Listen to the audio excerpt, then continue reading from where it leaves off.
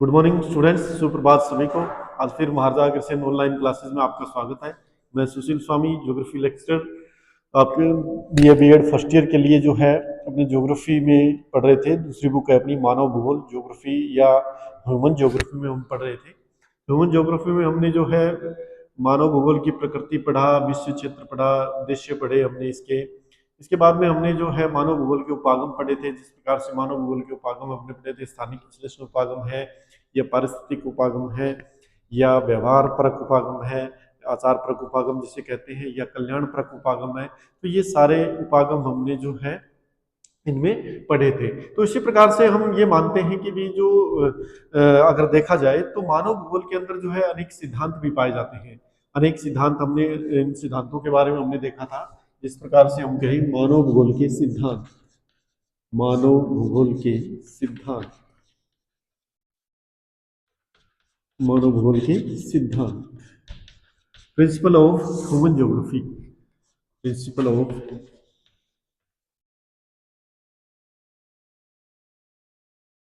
Of human geography,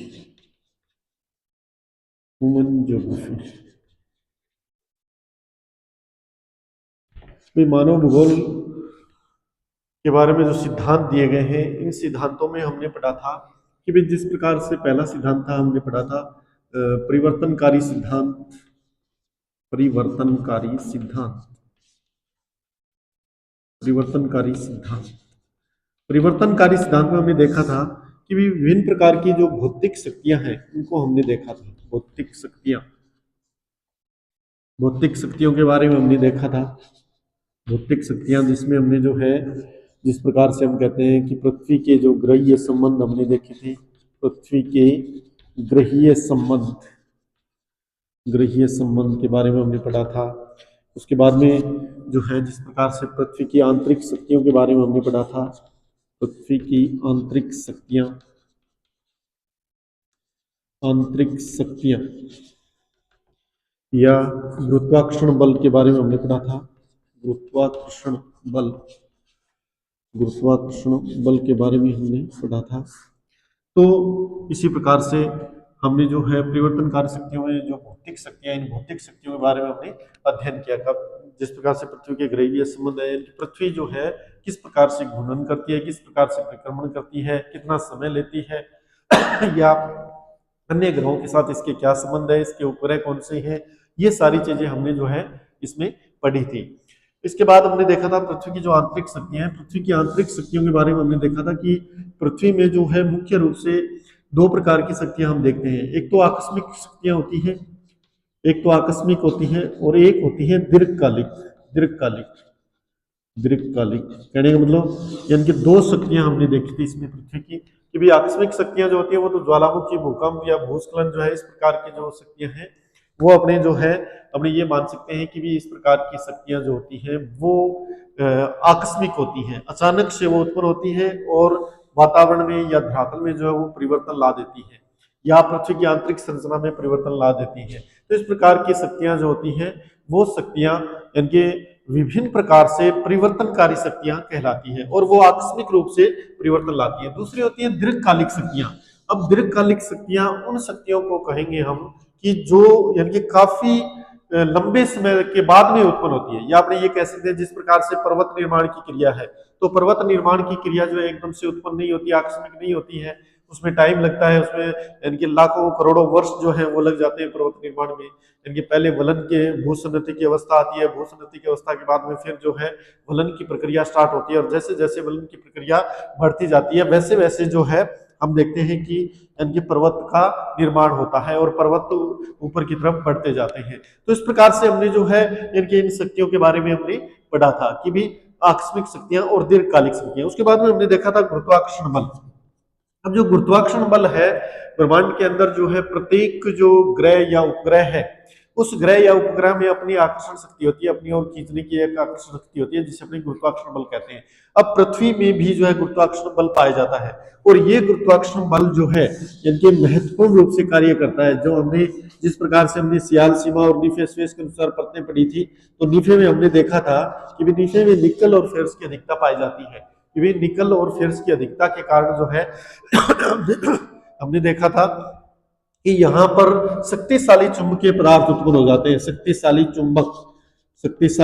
चुंबकीय पदार्थ या चुंबकीय शक्ति, चुंबकीय बल जिसे कह सकते हैं, शक्तिशाली चुंबकीय पदार्थ उत्पन्न हो जाते हैं और उनके कारण जो है अपने ये मानते हैं कि भी यानी कोई भी वस्तु जो है पृथ्वी की ओर खींचती है, या पृथ्वी किसी भी वस्तु को अपनी ओर, जैसे हम अपने ये माने कि ऊपर की तरफ कोई वस्तु अगर अपने उछालते हैं तो वो नीचे धरातल पे आ जाती है, और नीचे धरातल पर आने का कारण क्या है?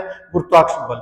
और ये गुरुत्वाकर्षण बल जितना अधिक होगा उतना ही जो है वो वस्तुओं को अपनी ओर आकर्षित करेगी। अब हम ये मानते हैं कि गुरुत्वाकर्षण बल जो है, गुरुत्वाकर्षण बल के कारण अनेक दैनिक गतिविधियां भी होती हैं, अनेक दैनिक गतिविधियां भी हमने पढ़ी थी। जिस प्रकार से हम कह सकते हैं कि जल जो है, जल उच्च स्थान से नीचे की ओर प्रवाहित होता है, उच्च से नीचे की ओर जो है प्रवाहित होता है। इसी प्रकार से नल का जल जो है नीचे की तरफ जो है प्रवाहित होता है। या आपने ये कह सकते हैं कि भी गुरुत्वाकर्षण के कारण जो मनुष्य का धरातल पर संतुलन बना रहता है। अगर गुरुत्वाकर्षण बल किसी स्थान पर नहीं पाया जाता है तो वहां पर जो अपने ये मानते हैं कि मनुष्य का संतुलन नहीं बन सकता, या आपने कह सकते हैं विभिन्न जीव जंतुओं का संतुलन वहां पर नहीं पाया जाता है। तो इस प्रकार से गुरुत्वाकर्षण बल जो है महत्वपूर्ण बल होता है, जो यानी भौतिक शक्तियों के अंतर्गत आता है। इसके बाद हमने पढ़ी थी जैविक शक्तियां।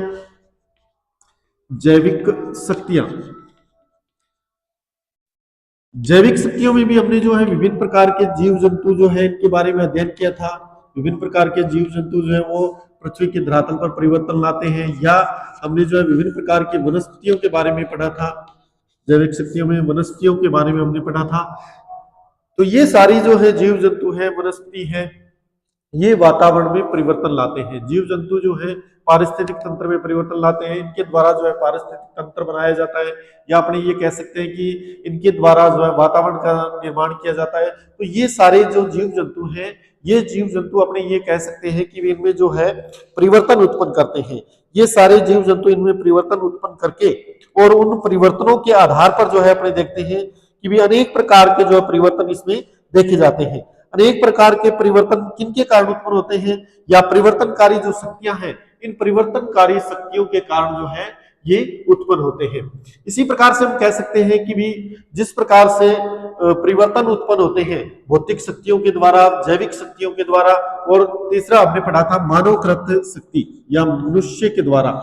मानवकृत शक्ति यानी कि मानवकृत शक्ति या मनुष्य जो है, मनुष्य भी परिवर्तन उत्पन्न करता है वातावरण के अंदर, या वातावरण में जो है वो अपना जिस प्रकार से कोई निर्माण कार्य करता है, भवन निर्माण करता है, पुल का निर्माण करता है, सड़कों का निर्माण करता है, या अपने ये कह सकते हैं कि विभिन्न प्रकार से जो है उस यानी कि धरातलीय संरचना में वो निर्माण कार्य करता है, और उससे जो है परिवर्तन उत्पन्न होते हैं। इसके कारण जिस प्रकार से मनुष्य प्रदूषण करता है, वातावरण में प्रदूषण फैलाता है, उस प्रदूषण के कारण भी जो है वहां पर धरातल में परिवर्तन उत्पन्न होते हैं, जिसे परिवर्तनकारी शक्तियां कहा जाता है। तो ये सारी शक्तियां जो है परिवर्तनकारी शक्तियां कहलाती है, और ये सिद्धांत जो होता है वो क्रियाशीलता या परिवर्तनकारी सिद्धांत कहलाता है। क्रियाशीलता अपने कह सकते हैं क्रियाशीलता का सिद्धांत, यानी कि इसका मतलब ये हो गया कि भी सभी चीजें जो है क्रियाशील रहती हैं, सभी चीजें क्रियाशील रहती है। जिस प्रकार से जेन ब्रूस जो इनके भूगोलविद था, मानव भूगोलविद था जेन ब्रूस, उसने ये बताया था कि भी जिस कोई भी वस्तु जो है धरातल पर या प्रकृति में जो कोई भी वस्तु है वो स्थिर नहीं है, या तो वो घट रही है या वो बढ़ रही है। कहने का मतलब कि कोई भी किसी भी वस्तु को अगर हम देखेंगे तो वो वस्तु या तो घट रही होगी या बढ़ रही होगी। जिस प्रकार से मनुष्य की आयु है, तो मनुष्य की आयु जो है वो धीरे धीरे घटती जा रही है, यानी कि जिस प्रकार से आयु उसकी कम होती जा रही है। इसी प्रकार से अपने ये कह सकते हैं कि विभिन्न जो वस्तुएं हैं वो यानी कि या तो कम हो रही है या बढ़ रही है। बढ़ रही से मतलब जिस प्रकार से अपने अगर प्रदूषण के बारे में अपने देखें तो प्रदूषण अगर देखा जाए तो प्रदूषण बढ़ रहा है। इसी प्रकार से हम कह सकते हैं कि विभिन्न प्रकार से प्रदूषण बढ़ रहा है, या अपने ये कह सकते हैं कि जो वातावरण में जो शुद्धता है वो कम हो रही है, या जो वायु है वो उस वायु में जो है अशुद्धता बढ़ रही है, उसमें यानी शुद्धता कम हो रही है। तो कहने का मतलब जिन ब्रूस ने ये कहा था कोई भी चीज जो है वस्तु वो स्थिर नहीं है या परिवर्तनकारी है, या परिवर्तन होते हैं, उसमें परिवर्तन होते रहते हैं। यही परिवर्तन जो है क्रियाशीलता का सिद्धांत कहलाते हैं। उसके बाद हम पढ़ते हैं पार्थिव एकता का सिद्धांत, पार्थिव एकता का सिद्धांत या अंतर संबंध का सिद्धांत, पार्थिव एकता या अंतर संबंध का सिद्धांत, अंतर संबंध का सिद्धांत, अंतर संबंध का सिद्धांत। तो अपने ये कह सकते हैं कि भी पार्थिव एकता, या ये कहा जा सकता है पृथ्वी में जो है कोई भी चीजें जो है अकेली नहीं है, एक दूसरे से रिलेटेड है, एक दूसरे से संबंधित है, एक दूसरे पर आधारित है, एक दूसरे को वो जो है प्रभावित करती है, या अपने ये कह सकते हैं एक दूसरे के साथ रिलेटेड रहती है या अंतर संबंधित रहती है। तो पृथ्वी जो धरातल है, उस धरातल में विभिन्न प्रकार के तत्व पाए जाते हैं। धरातल में जो भी तत्व है, जो भी खनिज पदार्थ है, जो भी खनिज पदार्थ है, या आपने कह सकते हैं जो भी गैसें हैं, वायुमंडल में जो भी गैसें हैं, या आपने कह सकते हैं कोई भी घास संरचना है, या फसलें हैं, या आपने कह सकते हैं जीव जंतु हैं, ये सारे एक दूसरे के साथ अंतर संबंधित होते हैं। तो पार्थिव एकता से मतलब ये है कि पृथ्वी में यानी कि एक दूसरे के साथ एकता पाई जाती है, कि पूरा जो है ये पृथ्वी एक साथ बंधी हुई है। तो अपने ये मान सकते हैं कि भी इनमें जो है आपसी संबंध पाया जाता है। आपसी संबंध से मतलब ये हो गया कि भी अगर इनको देखा जाए, इनको अगर अपने देखें तो ये जो है जिस प्रकार से वनस्पति है, अगर वनस्पति की अपनी बात करें, वनस्पति या पेड़ पौधों की अपनी बात करें, तो वनस्पति या पेड़ पौधे जो है वातावरण के लिए बहुत यानी कि मुख्य तत्व कहलाते हैं, महत्वपूर्ण तत्व होते हैं। ये वातावरण के लिए जो है ये वातावरण को शुद्ध करते हैं, या ये वातावरण में ऑक्सीजन की मात्रा को बनाए रखते हैं, या वातावरण से ये प्रदूषण को कम करते हैं, यानी प्रदूषण को ये सोख लेते हैं।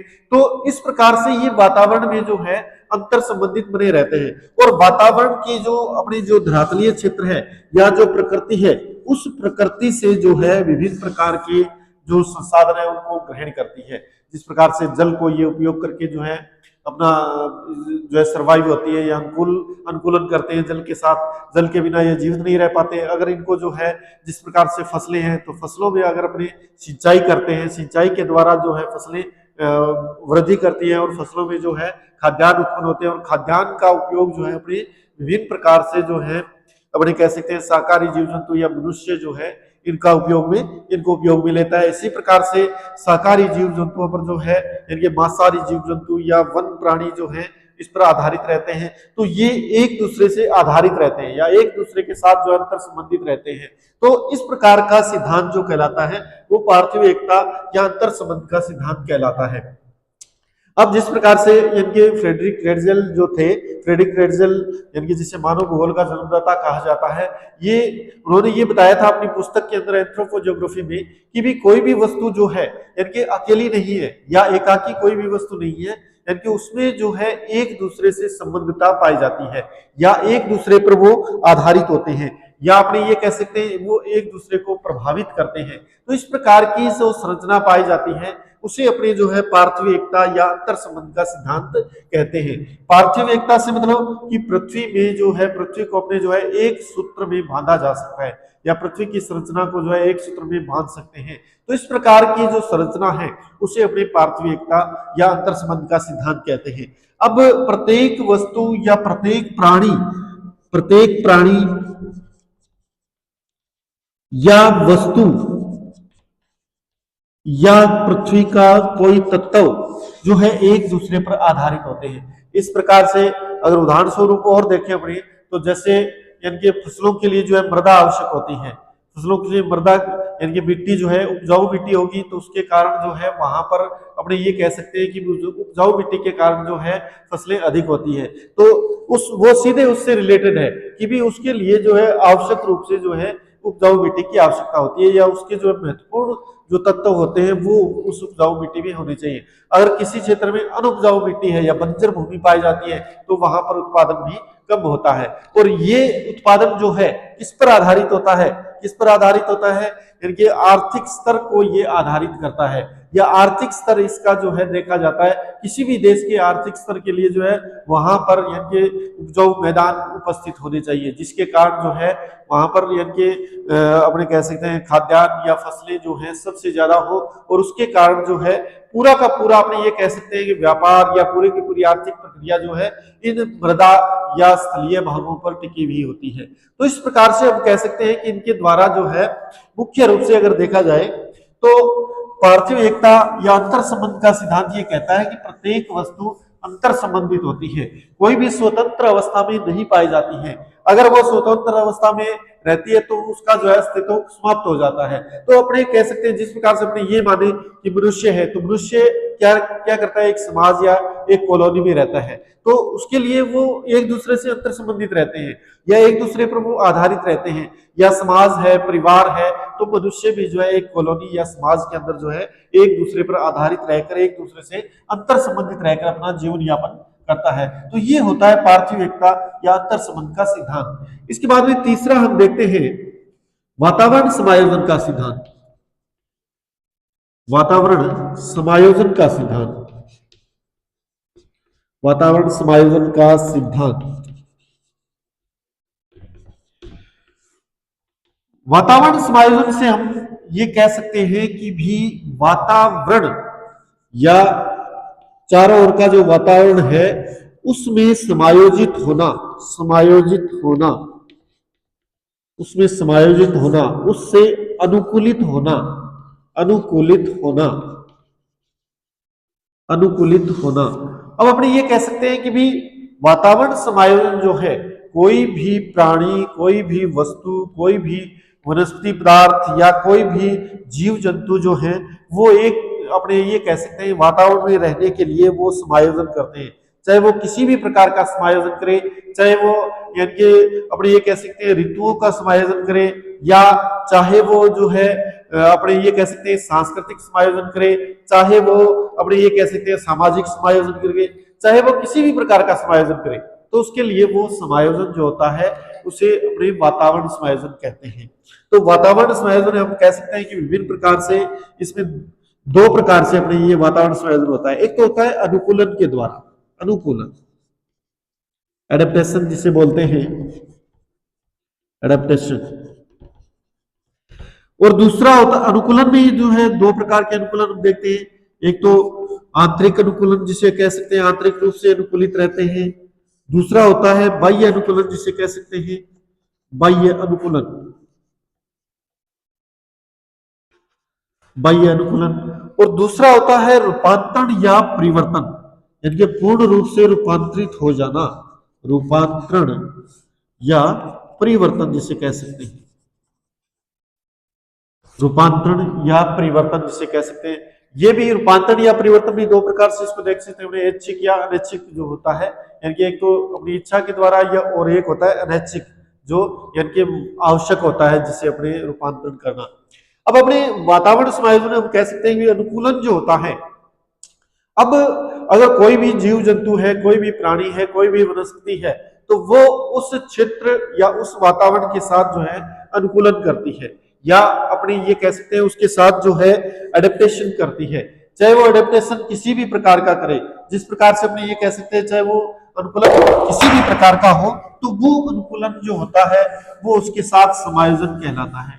अब अपने ये कह सकते हैं कि विभिन्न प्रकार की वनस्पतियां होती हैं, अपने विभिन्न प्रकार के जीव जंतु होते हैं, विभिन्न प्रकार के प्राणी जात होते हैं, विभिन्न प्रकार की प्रजातियां जातियां पाई जाती हैं, तो ये सारे वातावरण के साथ अनुकूलन करते हैं। अब उदाहरण स्वरूप अगर अपने देखें वनस्पति के बारे में, अगर अपने देखें वनस्पति, वनस्पति या पेड़ पौधे, वनस्पति या पेड़ पौधों के बारे में अगर देखा जाए तो ये क्या करते हैं, वनस्पति भी अनुकूलन करते हैं वातावरण से। किस प्रकार से, जैसे अगर अपने कहें कि भी जो मरुद्भिद वनस्पति होती है, मरुस्थलीय भागों में मरुद्भिद वनस्पति होती है, अपने ये जानते हैं मरुस्थल में जो है, मरुस्थल के अंदर जो है पानी की कमी होती है, मरुस्थल में जल की कमी होती है, हम ये मानते हैं जल की कमी होती है। इस जल की पूर्ति करने के लिए अपने या जल को कम से कम यानी कि वाष्पीकरण के लिए या जल का कम से कम वाष्पोत्सर्जन हो इसके लिए जो है मरुद्भिद वनस्पति में अनुकूलन पाए जाते हैं। जिस प्रकार से अनुकूलन, किस प्रकार के हम देखते हैं अनुकूलन मरुद्भिद वनस्पति में कि भी इनकी पत्तियों का आकार जो होता है वो छोटा होता है, अपेक्षाकृत जो है पत्तियां छोटी छोटी होती हैं, अपने ये मानते हैं मरुद्भिद वनस्पति में। दूसरा यानी कि इनके जो तना होता है उस पर जो छाल होती है वो अपेक्षाकृत मोटी होती है, अधिक मोटी होती है। इसी प्रकार से अपने कह सकते हैं कि भी कोई भी जो पत्तियां होती हैं इनकी पत्तियों पर, क्योंकि इनसे जो वाष्पोत्सर्जन क्रिया होती है तो इनकी पत्तियों पर एक श्लेष्मल या लेयर जो है वो इनकी श्लेष्मा की परत रखी हुई होती है या परत लगी हुई होती है। इसी प्रकार से अपने ये कह सकते हैं कि इनके जो तने जो होते हैं इनके, या अपने ये कह सकते हैं ये अपना जो भोजन है या इनका जो भोजन है वो एक मांसल यानी कि मरुद्भिद के रूप में पाया जाता है। इसी प्रकार से पत्तियां, और अगर अनुकूलन देखें तो पत्तियां इनकी जो होते हैं कांटों में भी रूपांतरित हो जाती है। पत्तियां किस में रूपांतरित हो जाती है?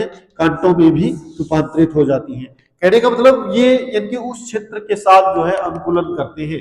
अनुकूलन किस प्रकार का करते हैं? जल को बचाने के लिए, जल के संरक्षण के लिए या जल को प्राप्त करने के लिए जो है ये अनुकूलन करते हैं।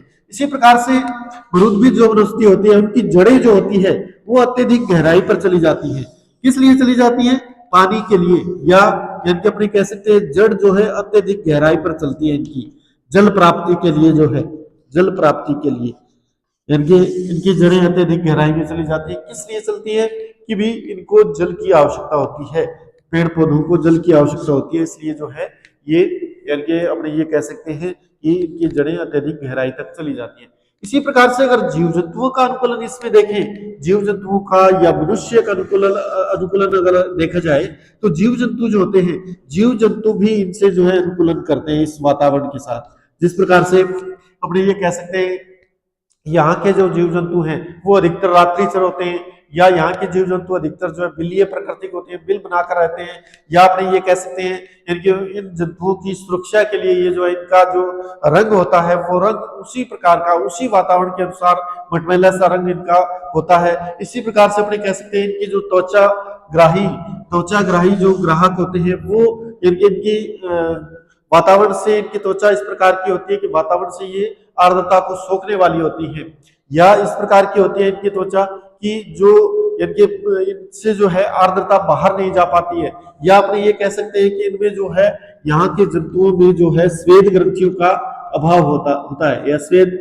ग्लैंड्स का इनमें जो है स्वेद ग्रंथियां इनमें बहुत ही कम पाई जाती है या नहीं पाई जाती है। तो इस प्रकार से अपने ये कह सकते हैं कि भी इस यहाँ पर जो जीव जंतु होते हैं वो भी अनुकूलन करते हैं, और इस प्रकार के अनुकूलन को जो है अपने यानी कि इस प्रकार का जो अनुकूलन होता है उसे अपने आंतरिक अनुकूलन के रूप में से देखा जाता है। इसी प्रकार से कुछ बाह्य अनुकूलन अपने कहते हैं, बाह्य अनुकूलन भी होता है। बाह्य अनुकूलन के रूप में अगर अपने देखें प्राणियों में या जीव जंतुओं में, या अपने ये कह सकते हैं कि भी जिस प्रकार से एक गिरगिट होता है तो गिरगिट जो है वो बाह्य अनुकूलन करता है। किस प्रकार से? कि भी गिरगिट बाह्य अनुकूलन इस प्रकार से करता है कि वो जिस क्षेत्र में रह रहा है या जिस वातावरण में रह रहा है, जिस जैसा उस वातावरण का कलर है, जिस प्रकार से अगर पेड़ पौधों पर है तो वो अपना जो है ग्रीन कलर बना देता है जिससे कि उसकी सुरक्षा हो सके। या इसी प्रकार से हम कह सकते हैं कि भी जिस प्रकार से मनुष्य जिस वातावरण में रहता है उस वातावरण के अनुसार जो है वो अपना बाह्य अनुकूलन कर लेता है। बाह्य अनुकूलन से मतलब कि उसका जो पहनावा है मनुष्य का, रीति रिवाज है, उसके संस्कार हैं, ये सारी चीजें जो होती हैं ये इसमें जो है परिवर्तन कर देती हैं, या ये जो है बाह्य रूप से उसमें अनुकूलन कर लेते हैं, तो ये उनका बाह्य अनुकूलन कहलाता है। तो इस प्रकार से हम ये कह सकते हैं कि भी आंतरिक अनुकूलन और बाह्य अनुकूलन दोनों प्रकार के अनुकूलन इसमें देखे जाते हैं। इस प्रकार का जो यानी अनुकूलन होता है उसे अपने बाह्य अनुकूलन कहते हैं। बाहरी तौर पर अनुकूलन, या पेड़ पौधों का जो बाहरी आवरण है उस आवरण का जो वो अनुकूलन करते हैं तो वो उसका बाहरी अनुकूलन होता है। इसी प्रकार से विभिन्न प्रकार के जीव जंतु जो है वो जीव जंतु जिस प्रकार से अपने उनकी त्वचा है तो उनकी त्वचा बाहरी अनुकूलन है, उनकी त्वचा का रंग या उनकी त्वचा की कार्य प्रणाली ये सारे उसके बाह्य अनुकूलन कहलाते हैं। तो इस प्रकार से हम कह सकते हैं कि इनमें जो है बाह्य अनुकूलन या आंतरिक अनुकूलन, दो प्रकार के अनुकूलन जो है यहाँ पर पाए जाते हैं, जो वातावरण के साथ समायोजित होते हैं या जो वातावरण से अपना समायोजन करते हैं। तो कहने का मतलब ये है कि वातावरण से समायोजन करने का जो तरीका होता है उसे अपने जो है आंतरिक अनुकूलन और बाह्य अनुकूलन के रूप में उसको जो है अपने समायोजित कर सकते हैं, या उसको अपने जो है अनुकूलन के रूप में देखा जा सकता है। तो इस प्रकार का जो अनुकूलन होता है वो अनुकूलन जो है बाह्य अनुकूलन कहलाता है। अब अपने ये कह सकते हैं कि भी ऐसे अनुकूलन जो आंतरिक अनुकूलन के अंतर्गत मनुष्य वातावरण के अनुसार जो है बोलचाल या खान पान या अपना रहन सहन, या अपने ये कह सकते हैं कि उसके जो रीति रिवाज हैं, इस प्रकार के रीति रिवाज जो है वो उनमें जो है परिवर्तन देखे जाते हैं। तो ये सारी चीजें जो होती है ये उसके लिए बाह्य अनुकूलन कहलाते हैं। तो इस प्रकार से जो है इनके अनुकूलनों को हम देखते हैं कि विभिन्न प्रकार से वो मनुष्य जो है अनुकूलन करता है। तो धन्यवाद स्टूडेंट्स, बहुत बहुत धन्यवाद।